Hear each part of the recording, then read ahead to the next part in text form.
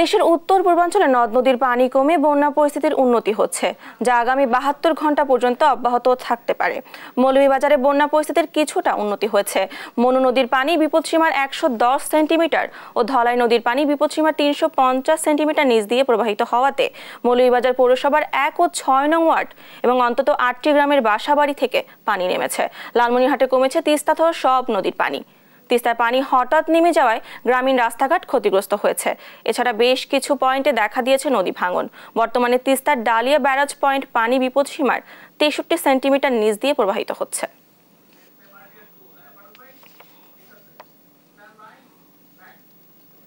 বন্যা পরিস্থিতি নিয়ে বিস্তারিত জানাতে মৌলভীবাজার থেকে যুক্ত হচ্ছেন সহকর্মী সালেহ এলাহি কুটি। বন্যার সর্বশেষ কি পরিস্থিতি রয়েছে আপনার কাছে? পানিটু কতটুকু স্বাভাবিক রয়েছে, বিস্তারিত আমাদেরকে জানাবেন। না, আমি আপনাকে যেটি জানাতে চাই যে মৌলভীবাজারের যে মনু এবং ধলই নদীর পানি বিপদসীমার নিচ দিয়ে প্রবাহিত হওয়ার কারণে মৌলভীবাজারের যে মৌলভীবাজার এবং কমলগঞ্জ উপজেলার সার্বিক বন্যা পরিস্থিতি অনেকটাই উন্নতি হয়েছে। তবে মৌলভীবাজারের যেটি হাকালুকি হাওর পাড়ের যে 3টি উপজেলা, যেটি হচ্ছে কুলাউড়া, জুরি এবং বড়লেখা, আমি আছি এই মুহূর্তে। আপনি দেখতে পাচ্ছেন যে আমি হাঁটুপানির মধ্যে দাঁড়িয়ে আছি। এটি হচ্ছে মৌলভীবাজারের জুরি উপজেলা ক্যাম্পাস, যেখানে এখন পর্যন্ত নিমজ্জিত হয়ে আছে মৌলভীবাজারের জুরি উপজেলার বিস্তীর্ণ অঞ্চল। আপনি জানেন যে মৌলভীবাজারের যে জুরি উপজেলা সেটি হচ্ছে জুরি নদীর তীরে অবস্থিত। এই জুরি নদীটি মৌলভীবাজারের অত্যন্ত খরস্রোতা নদী, কারণ এই নদীটি ভারতের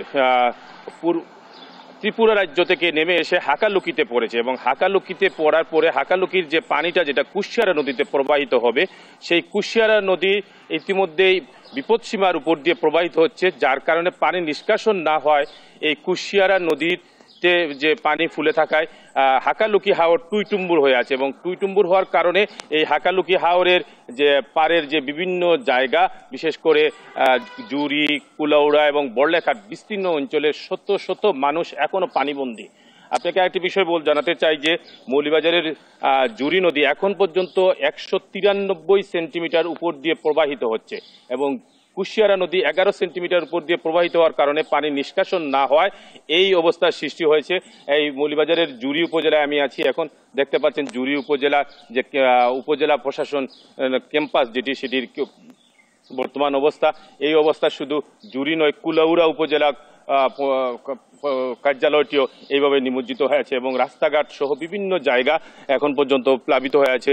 বিশেষ করে মৌলভীবাজার থেকে বড়লেখা পর্যন্ত যে রাস্তাটি সিলেট গেছে, সেই রাস্তার বিভিন্ন অংশে এখনো পানি আছে। সেই সাথে মৌলভীবাজারের যে বন্যার সার্বিক পরিস্থিতি একদিকে উন্নতি হলো, বলা যায় যে এই জলাবদ্ধতার কারণে এখনো প্রায় মানুষ ৩.৫ লাখের মতো মানুষ পানিবন্দী হয়ে আছে এবং প্রায় ৬,০০০ পরিবার এখনো আশ্রয় কেন্দ্র আছে। মৌলভীবাজারের আশ্রয় কেন্দ্র থেকে অনেকগুলো মানুষ বাড়ি ফিরতে চাচ্ছে, কিন্তু বাড়ির যে অবস্থা, সেই অবস্থার কারণে মানুষ বাড়িঘরে ফিরতে পারছে না, এখনো দুর্বিষহ অবস্থায় আছে। কিন্তু প্রশাসনের পক্ষ থেকে ইতিমধ্যেই ব্যাপক ত্রাণ তৎপরতা শুরু হয়েছে। ইতিমধ্যেই ৫৪৭ মেট্রিক টন চাল, জিআর চাল বানবাসী মানুষের মাঝে বিতরণ করা হয়েছে। এই অবস্থায় মৌলভীবাজারের যে সার্বিক বন্যা পরিস্থিতির একাংশের উন্নতি হলেও সার্বিক অবস্থাভাবে বলা যায় যে মৌলভীবাজারের বন্যা পরিস্থিতি, বিশেষ করে হাকালুকি হাওর পাড়ের যে বন্যা পরিস্থিতি, সেটা এখন পর্যন্ত উন্নতি হয় নাই। এই ছিল আমার কাছে সর্বশেষ তথ্য। ডানা, ধন্যবাদ আপনাকে। মৌলভীবাজার থেকে বন্যা পরিস্থিতির সর্বশেষ খবর জানাচ্ছিলেন আমাদের সহকর্মী।